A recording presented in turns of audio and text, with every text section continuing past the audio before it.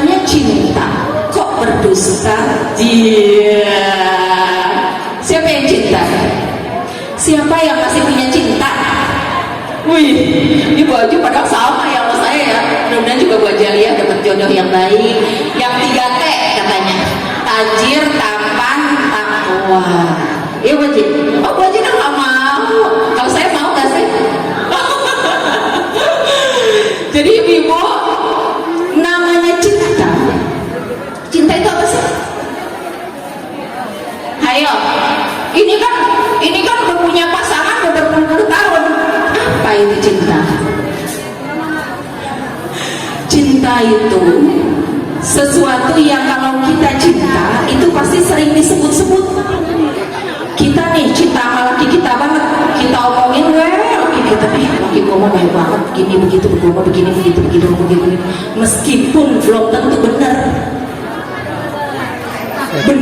baik.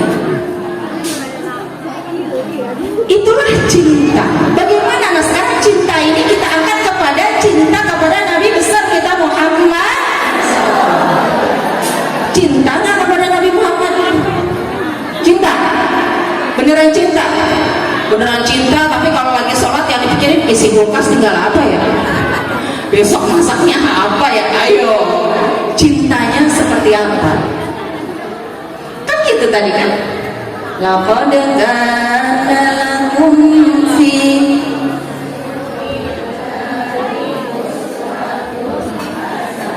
sungguh laqad kana lakum fi Rasulillah uswatun.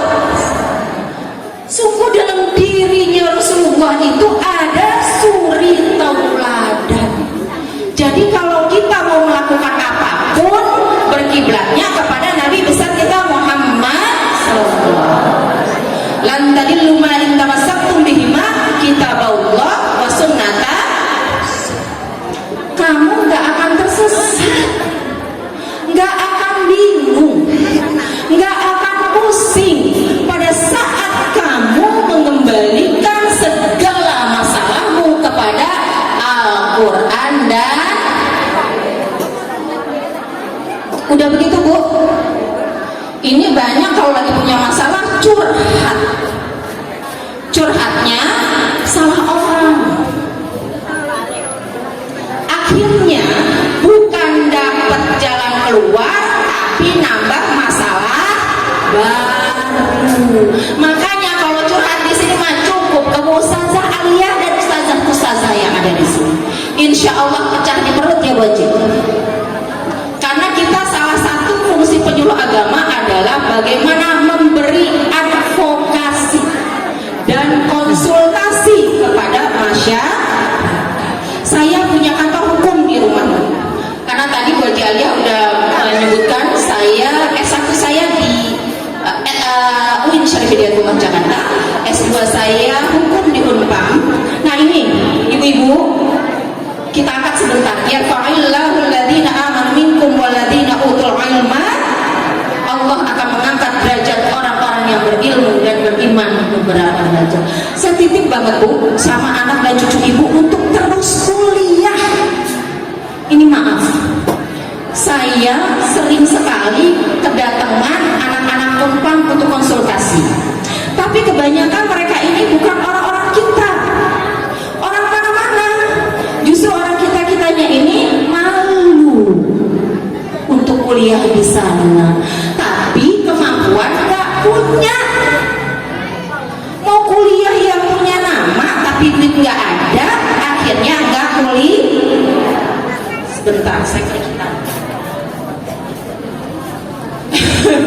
Saya senang banget sama orang-orang yang masih punya semangat untuk berpendidikan. Nah ini saya titip ya Bu, untuk anak-anak ibu, anak-anak cucu ibu, kuliah dimanapun saja. Saya mengambil kuliah di Unpam, tapi insya Allah itu teman-teman saya itu yang di Bareskrim segala macam bisa kok. Walaupun kuliahnya kuliah mahal, tapi orangnya anaknya nggak beres juga sama sami mawon bodoh. Kalau bahasa Sundanya teh naon? Sarua bae, sarua kene gitunya. Saya bisa bahasa Sunda. Saya saya pernah mondok dulu di Pondok Pesantren Al-Mukhlisin. Saya belajar gapura bahasa namanya. Eling-eling mangka eling rumingkan di bumi alam, gitu ya Bu Ji? Sedikit banyak saya paham dengan bahasa Sunda. Nah ibu-ibu semua, hari ini kita bagaimana di acara maulid kita ini, meskipun banyak ya yang tidak sepaham tuh dengan maulid. Ngapain sih maulid? Bid'ah, bod'ah. Gak usah dengerin, oke? Gak usah biarin baik. Yang penting kita niatnya jangan cuma niat mau makan dong. Ibu, Bu, yang mau makan? Ya Bu. Jadi Maulid Nabi besar kita Muhammad SAW ini kita rayakan seperti ini untuk mempererat tali silaturahmi. Bu, saya tanya, Ibu pengen jadi kayak Nabi Muhammad, Nabi besar kita Muhammad SAW? Pengen? Beneran? Beneran Bu? Ibu tahu cerita sejarahnya Nabi seperti apa? Tahu pasti, karena tiap tahun pasti diceritakan sama guru-guru kita. Ibu tahu Nabi Muhammad itu seperti apa kehidupannya? Apakah dia senang-senang naik kuda yang terbagus pada saat itu, atau tinggal di rumah mewah pada saat itu? Kan kita kan pengennya begitu, punya mobil, punya rumah. Tapi ditanya mau kayak Nabi Muhammad, mau dikasih ujian sedikit udah goyang. Kumaha bisa, katanya cinta kok berdusta. Nabi Muhammad sebelum lahir saja sudah yatim. Ada di sini yang lahir sudah yatim? Paling sedikit, betul? Setelah yatim, Nabi Muhammad sama siapa? Cuma 4 hari bersama ibundanya. Setelah itu diambil, disusukan oleh Halimah. Karena zaman dulu seperti itu. Kalau sekarang mah kita kagak ngasih ASI, rasanya gimana? Kagak tega ya? Itu Nabi Muhammad. Mau kayak gitu? Mau anak kita punya nasib kayak gitu? Saya yakin kalau ditanya mah gak ada yang mau. Benar? Setelah itu bagaimana perjuangan Nabi besar kita Muhammad SAW? Dirawat oleh siapa? Oleh kakeknya. Ini udah banyak lah ceritanya ya. Saya cuma mau mengangkat bagaimana cerita pahitnya Nabi Muhammad. Ya Nabi salam alaika, ya Rasul salam salam alaika, ya Habib salam alaika, salawatullah alaika. Bu, masih ada? Bu, Nabi Muhammad itu fitnahannya luar biasa. Kita baru diomongin tetangga sedikit aja, udah petantang petenteng. Siapa yang ngomongin gua? Enak aja, gua dia ngomongin gua. Siapa yang ngomongin gua? Bu, begitu gak? Kalau Nabi Muhammad seperti apa? Biarkan saja. Bahkan ada satu cerita nih Bu. Pada saat Nabi Muhammad di Masjid Nabawi, pada saat itu masjidnya masih pasir, belum ubin begini nih. Ini mah udah ubin, udah permadani, udah kue, udah minum, udah kopi. Masya Allah. Nabi Muhammad waktu itu kumpul bersama para sahabatnya.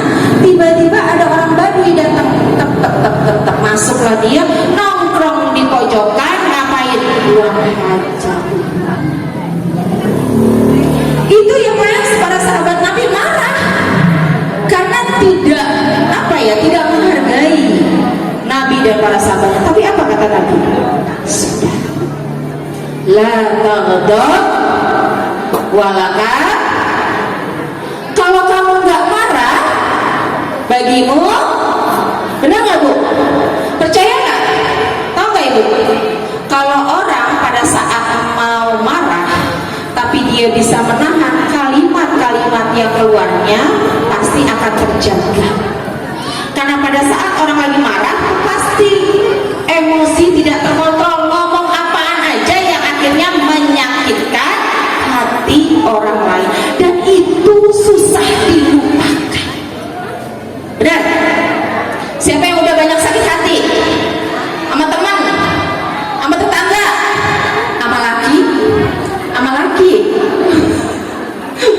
Bu Haji, sama laki enggak katanya. Alhamdulillah, dapat laki-laki yang soleh. Nah, pada saat kita bisa mengontrol kemarahan kita, itu bagi kita, kata Nabi, adalah syukur. Kenapa? Karena pada saat itu pertama, tensi kita nggak jadi naik, nggak punya tuh penyakit darah. Siapa yang punya darah tinggi berarti suka? Siapa yo? Nggak usah ngangkat tangan, dirasain aja sendiri.